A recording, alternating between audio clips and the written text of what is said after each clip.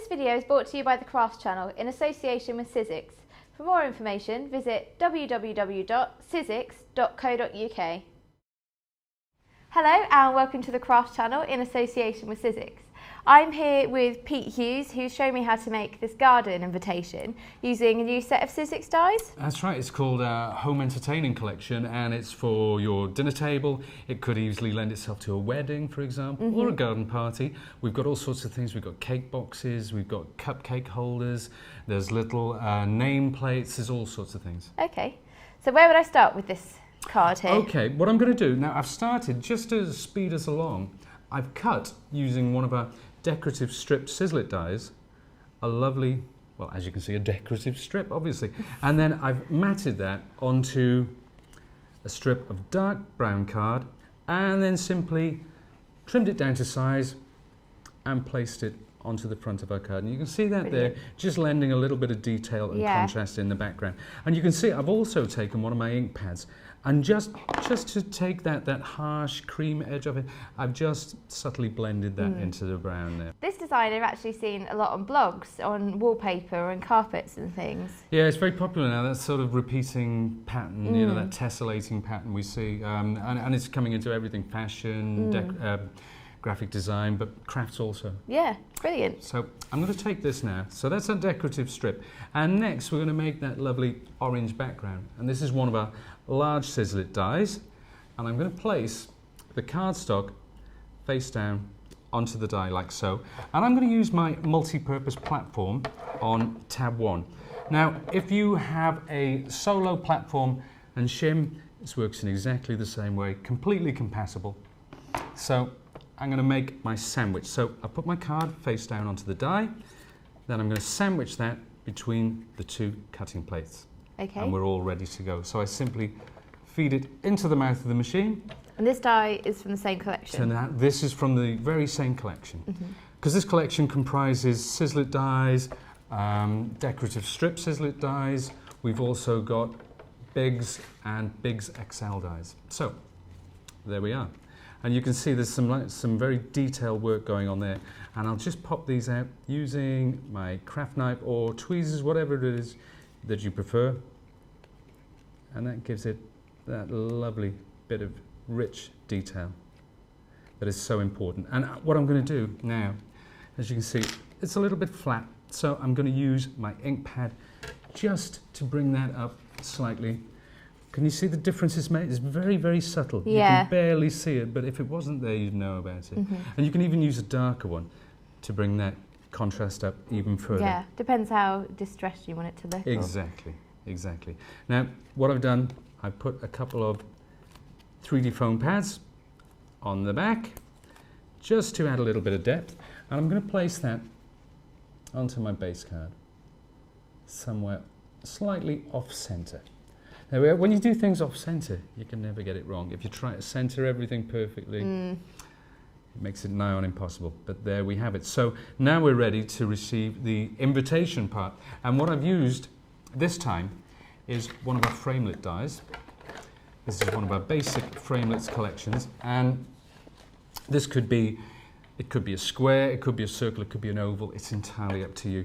But what I did first, and the beauty of framelits is you can always cut accurately. So that means you can use rubber stamps or you can print, and it gives you a bespoke look because you can cut your own photographs, but more importantly, you can print something out on your PC and get it to match perfectly with the framelit itself.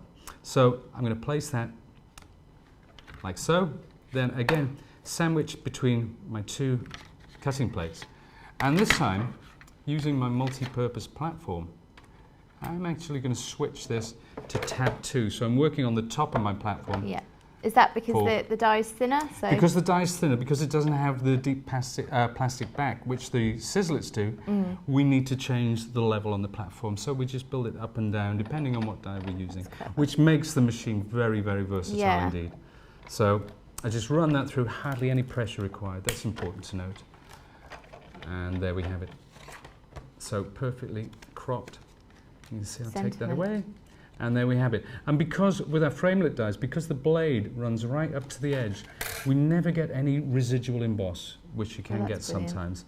And I'm going to take my ink pad again, just bring up the contrast around the edges, building it up again, starting with a light one and maybe darkening it as we go along. Could you use different colours for that? Would you suggest that? Or yeah, you can add, but it's very important that you start off very light and subtle and build it up, because you can always add more, but you can never take it away. It's like salt in cooking, pretty much, you know.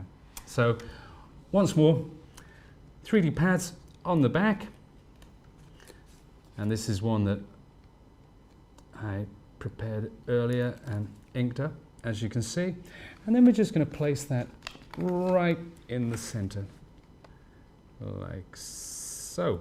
And you could use different sentiment, I guess, there. It doesn't have to be for a garden party. It doesn't have to be a garden party, but I mean, if you change this, maybe you're doing creams and golds or whatever, this could be your wedding invitation, it could be your order of service, it could be anything you want it to be. That's the beauty of Sizzix. We're just providing the tools, but you are providing the inspiration, and the sheer variety of things you can produce using these dies is quite staggering, to be honest with you. And once you've got them there, you've got them then, so you can use them again and again. You've got them for good.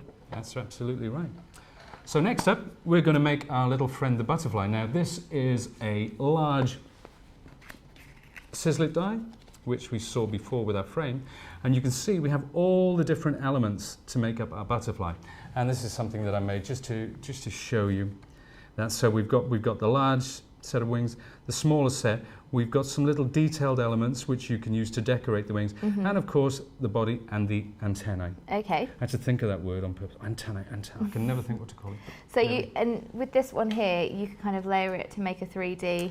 Exactly. So we're going to use a couple of techniques to help get that 3D effect, and we're going to layer it gradually. So what I'm going to do, because I've got two different colours here, I've got the yellow and I've got the pink. So the yellow is going to go over the large set of wings, and the pink over the smaller one. Now, once more, I sandwich between my two cutting plates. So whatever die you're using, whatever embossing folder you're using, you only ever need two cutting plates. Just sandwich it between them, and then we just change the level because we used our framelits last time. This time we're using Sizzix, and I'm going to feed that. I'm going to open it up to tab 1. Run it through the machine, and of course with this machine you can run it through either way. If you prefer to have the machine on its side, if that's easy for you, you know, it's horses for courses. Some people prefer to stand over their machine. It's quite compact as well, and you can see this doesn't move on the table. Well, there's stability. It's got a very, very broad foot, and it's got 6 rubber feet, so on any surface. So you could do this on the carpet, you could do it on a tablecloth, you can do it on a table like this. It's very user-friendly in that sense, and very, very stable, which is important, of course. So there we have it. We have the small wings and the larger set of wings. And again, there's some detail in there which would just pop out. Maybe you could use that again for something. You could add that to the smaller wings, whatever you want. So we've got 2 sets there.